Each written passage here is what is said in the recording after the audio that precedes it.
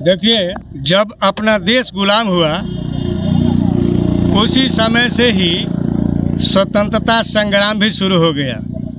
लेकिन क्या था कि ये धीरे धीरे आगे बढ़ने के बाद इसमें ज़्यादा गति आया।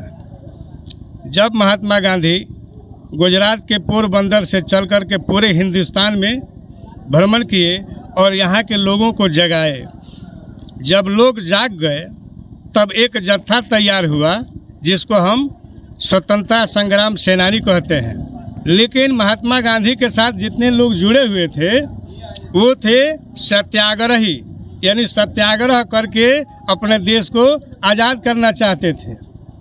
बाद में चल करके उसमें दो भाग हो गया, एक क्रांतिकारी हो गया और एक सत्याग्रही हो गया।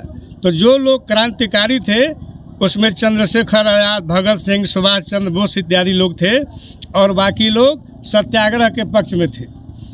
लड़ाई कुछ दिन चली। अब अंग्रेज़ों के पास गोली बंदूकें थी और हम लोगों के पास गोली बंदूकें नहीं थी। तब जो क्रांतिकारी दल था उन लोगों ने अपना एक संगठन अलग बनाया और यहाँ के सामंतवादी लोगों का धन लूट करके उसी से जो है रिवॉल्वर, बंदूक इत्यादि खरीदते थे।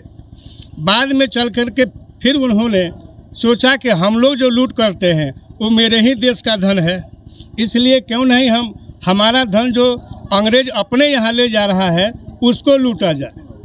तब उन लोगों ने काकोरी में ट्रेन पर लाद करके यहाँ का धन जो है अंग्रेज ले जा रहे थे, तो वहाँ काकोरी में ट्रेन को रोक करके अंग्रेज द्वारा ले जा रहे धन को उन लोगों ने छीन लिया और उससे जो है उन लोगों ने गोली बंदूक इत्यादि खरीदा। फिर कुछ दिनों के बाद एक चौरा चौरी में ऐसा ही एक घटना घटा।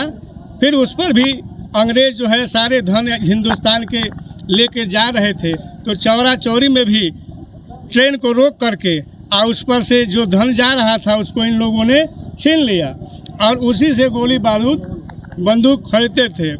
आगे चल कर के आपने सुना होगा कि जब झांसी की रानी थी उस समय भी झांसी की रानी ने अंग्रेजों से लोहा लिया।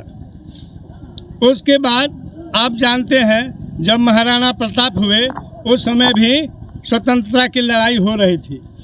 आगे चल करके जब अपने यहाँ दानापुर में सिपाही विद्रोह जब हुआ तो सारे लोग जो है अंग्रेजों के खिलाफ हो गए। उसी समय उसके पूर्व ही एक जालियांवाला बाग का एक घटना हुआ जिसमें सारे लोग निहत्था हिंदुस्तान के बैठे थे, वहाँ मीटिंग हो रही थी।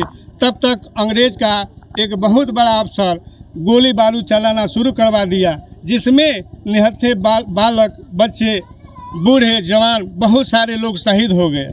इस घटना के बाद इस देश में एक लहर दौड़ी, सारे लोग अगिया बैताल हो गए अंग्रेज़ों के खिलाफ। जहाँ जहाँ अंग्रेज मिलते थे तहाँ तहाँ लोग जो है उन सबों का विद्रोह करते थे।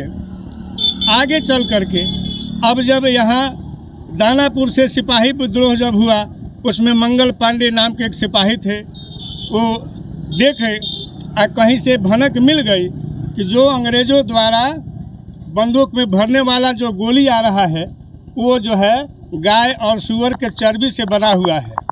तब हिंदुस्तान के जितने सिपाही अंग्रेज़ों के साथ काम करते थे वो सारे लोग अंग्रेज़ों के खिलाफ हो गए और इसमें जोर आई। आगे चलते चलते हमारा देश जो है आज़ाद हुआ। आज़ाद होने के बाद ये झंडा हम लोगों को जो मिला है, इसके पहले कई रंग के झंडे थे, लेकिन यह झंडा तिरंगा जो आज आप देख रहे हैं इसमें 3 रंग लगा हुआ है। पहला ऊपर जो है लाल रंग है, केसरिया जिसको कहते हैं, ये हमारे बल पौरुष का प्रतीक है। बीच में सफ़ेद है, मेरे देश में किसी प्रकार का कोई दाग नहीं है, एकदम स्वच्छ और साफ मेरा देश है, इसका संकेत करता है। नीचे जो आप हरा देख रहे हैं ये हमारे देश का हरा भरा हरियाली का संकेत है। हरा भरा देश रहेगा, अन्न उपजेगा, जिससे सारे लोग सुख प्राप्त करेंगे। उसमें आप एक चीज़ देखते हैं, बीच में एक चक्र बना हुआ है जिसमें 24 तिलियां लगी हुई हैं। तो दिन रात कई घंटा का होता है? 24 घंटा का, इसलिए उसमें 24 तिलियां बनी हुई हैं। क्यों? उस तिल्ली का चक्र का काम है केवल चलते रहना, यानी विकास के मार्ग पर मेरा देश जो है हमेशा आगे बढ़ते रहे, इसलिए यह 24 तिल्लियों का चक्र का चिन्ह लगाया गया है। अब इसके बाद मैं अपने वाणी को विराम देता हूँ। जय हिंद, जय भारत। जय भारत।